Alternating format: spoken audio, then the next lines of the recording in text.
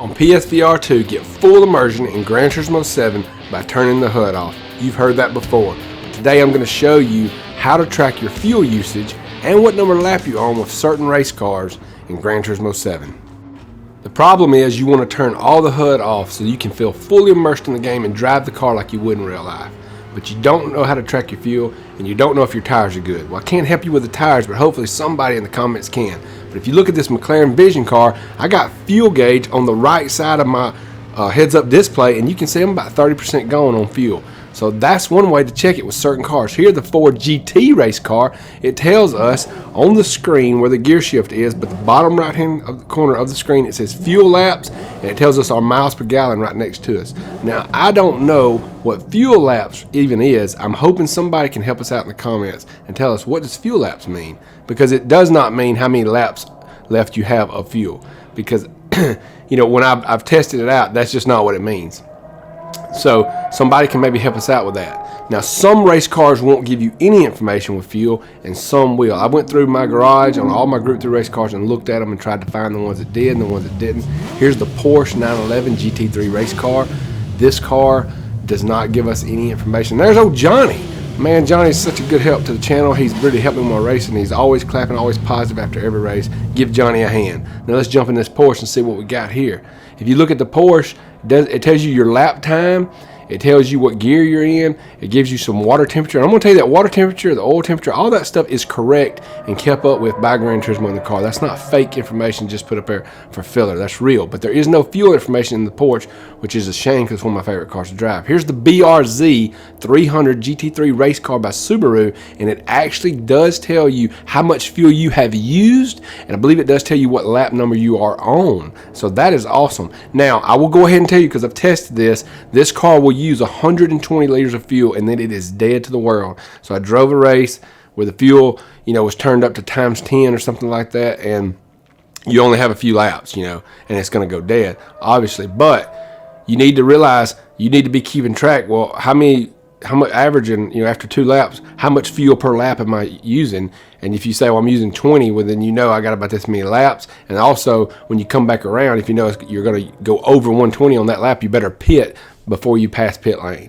So that's one way you can keep up with it and turn that HUD off. It doesn't help us with the tires, though. Here's the McLaren race car, GT3 race car. Actually, my steering wheel matches the steering wheel exactly from Fanatec. What an awesome steering wheel. And it will start at 90 liters of fuel and work its way down to 0. So it's going the opposite of the BRZ.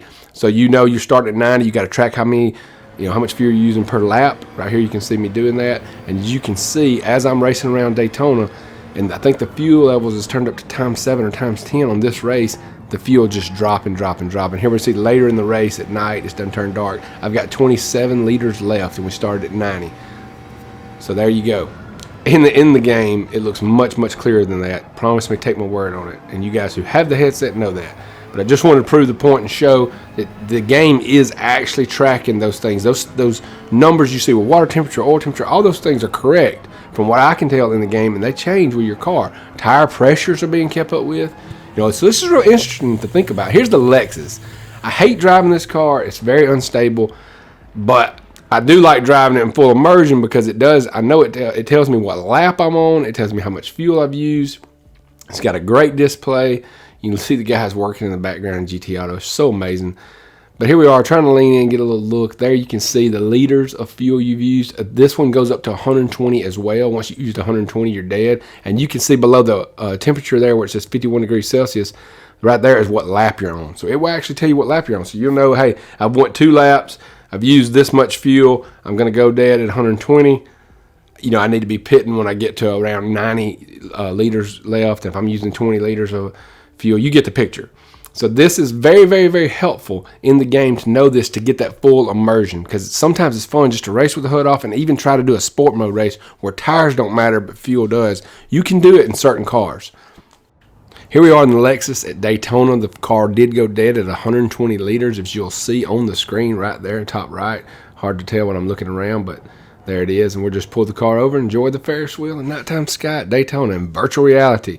Now, turn the HUD off and race some races offline, but realize that if the tires don't matter, if it's a race where you got to use hard tires and you got to use medium tires and you know the tires are going to last the whole race, you know, you can race one of these cars that keeps up with the laps and it keeps up with the fuel.